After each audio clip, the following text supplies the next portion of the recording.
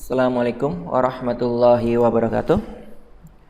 Oke, kita lanjutkan materi berikutnya di sini ya. Materinya yang akan kita bahas masih berkaitan dengan turunan ya. Yang kita bahas adalah aturan dasar turunan. Jadi yang kemarin kita bahas itu adalah menentukan turunan dengan menggunakan definisi. Sekarang yang akan kita bahas adalah aturan dasar turunan. Oke, yang pertama ya, aturan dasar turunan. Misalkan kita punya fungsi fx ya sama dengan ya ini x sama dengan c. Artinya fungsinya adalah fungsi konstan, tidak bergantung kepada variabel x. Maka kita dapat menentukan nilai turunannya akan bernilai 0. Ini adalah yang pertama, aturan dasar turunan.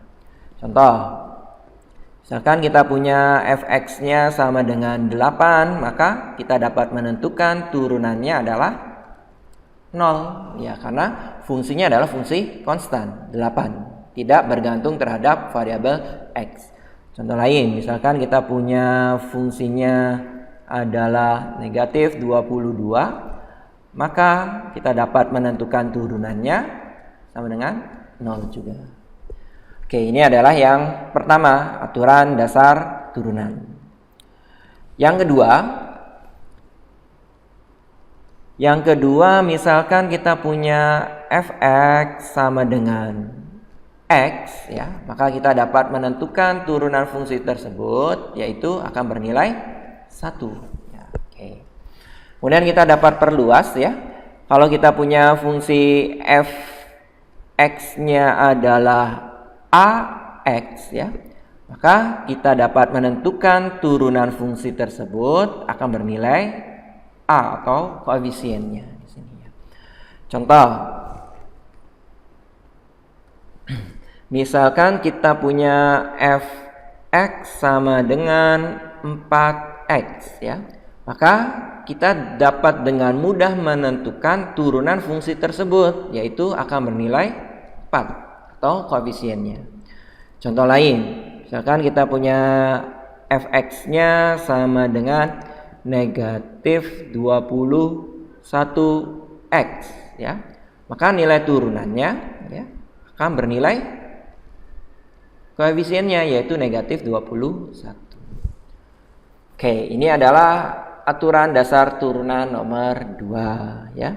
Berikutnya yang ketiga ya.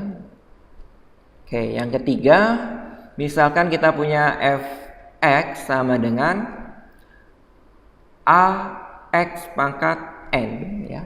Maka kita dapat menentukan turunan fungsi tersebut dengan rumus ya n kali a x pangkat n min 1. Contoh, misalkan kita punya fungsi fx ya sama dengan 3x pangkat 2. Kita akan turunkan ya, berarti f aksen x sama dengan, nah kita perhatikan fungsinya ya, 3 ini ya bertindak sebagai a ya.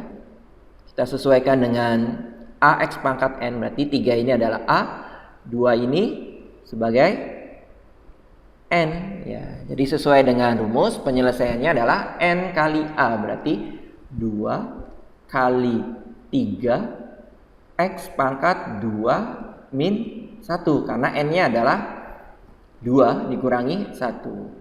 Kita hitung 2 kali 3 6 x pangkat 1, atau boleh kita tulis hanya 6x. Nah, ini adalah nilai turunannya.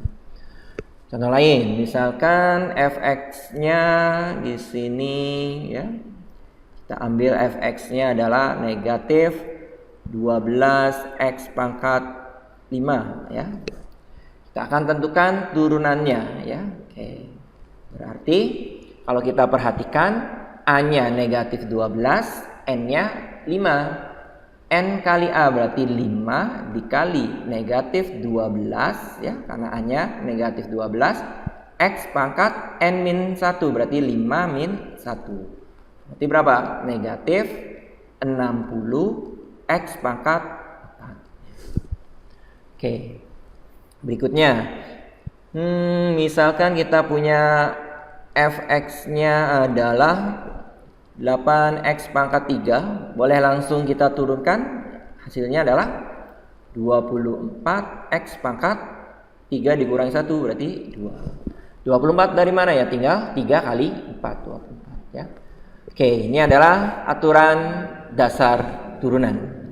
Berikutnya yang keempat ya, ini adalah perluasan saja karena contoh-contoh sebelumnya itu hanya memiliki satu suku.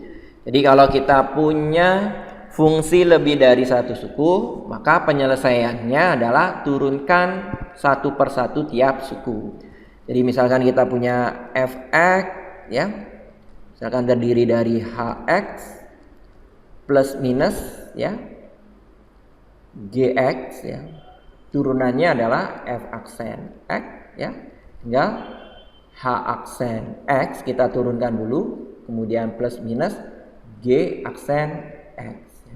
Artinya kita turunkan satu per satu tiap sukunya, mengikuti aturan yang pertama, kedua atau ketiga. Contoh, misalkan di sini kita punya fx-nya adalah 9x pangkat 5 dikurangi 2x pangkat 3 ditambah x ditambah 18. Ini adalah fungsi fx-nya. Kalau kita perhatikan terdiri dari 1, 2, 3, 4 suku. Cara menurunkannya gimana? Ya, ini sederhana sekali, tinggal kita turunkan satu per satu sukunya sesuaikan dengan aturan nomor berapa? Nomor 1kah, nomor 2 atau nomor 3. Oke, kita mulai dari suku yang pertama, 9x pangkat 5. Ini kita turunkan dengan menggunakan aturan nomor 3. Berarti 5 kali 9 berarti berapa? 45. X pangkat 5 dikurangi 1 berarti 4. Ya. Dikurangi, ini mengikuti aturan nomor 3 juga. Ya, tinggal dikalikan 3 kali 2 berarti 6. X pangkat 3 dikurangi 1 berarti 2. Kemudian berikutnya ini ditambah X. Nah, X ini mengikuti aturan yang nomor 2 yang pertama ya. Ini ya, nomor 2 berarti akan bernilai 1 ya.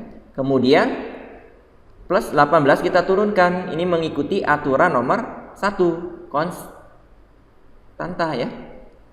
Konstan. Berarti kita turunkan menjadi 0. Kalau kita sederhanakan berarti 45 X pangkat 4 dikurangi 6x kuadrat ditambah 1. Nah, ini adalah nilai turunannya f aksen x-nya. Oke. Sampai sini ada yang ditanyakan dulu? Oke, mudah-mudahan cukup jelas ya. Oke. Jadi sudah kita bahas 4 aturan di sini ya. Sekarang kita akan ke contoh berikutnya ya. Contoh berikutnya yang general saja, misalkan kita punya fx ya, yang sederhana saja, misalkan 2x akar x. Nah, kita diminta untuk menentukan nilai turunannya di sini. Kalau kita perhatikan 2x dikali akar x. Nah, ini adalah fungsinya. Ternyata masih dalam bentuk akar. Ya, kalau dalam bentuk akar kita perhatikan ya rumus sebelumnya ternyata tidak ada dalam bentuk akar. Berarti fungsi ini harus dimodifikasi dulu ya dengan cara merubah yang tadinya ada bentuk akar diubah menjadi pangkat ya. Berarti di sini kita ubah dulu fx sama dengan 2x artinya adalah x pangkat 1 ya. Kemudian akar x ya, ini sudah kita bahas di sifat-sifat pangkat. Itu kalau kita ubah ke dalam bentuk pangkat, maka x pangkat 1 per 2. Oke, kita sederhanakan berarti 2 X pangkat, karena variabelnya sama, hanya pangkatnya yang berbeda, berarti boleh kita jumlahkan. 1 ditambah 1 per 2 sama dengan 2X pangkat 1 per 2. Nah, sekarang sudah kita peroleh bentuk fungsinya adalah pangkat tanpa akar. Berarti sudah bisa kita turunkan. Berarti f aksen X sama dengan, nah ini mengikuti bentuk nomor 3 ya, AX pangkat N. A-nya adalah 2, N-nya adalah 1 per 2. Jadi tinggal kita kalikan aja ya. 1 per 2 ya dikali 2 X pangkat 1 per 2 dikurangi 1. Kita peroleh 1 per 2 dikali 2 berarti 3 X pangkat 1 per 2 ya. Atau kita ubah menjadi 3 akar X. Nah, ini adalah turunannya. Oke, mudah-mudahan cukup jelas dan mudah untuk dipahami. Saya akhiri. Wassalamualaikum warahmatullahi wabarakatuh.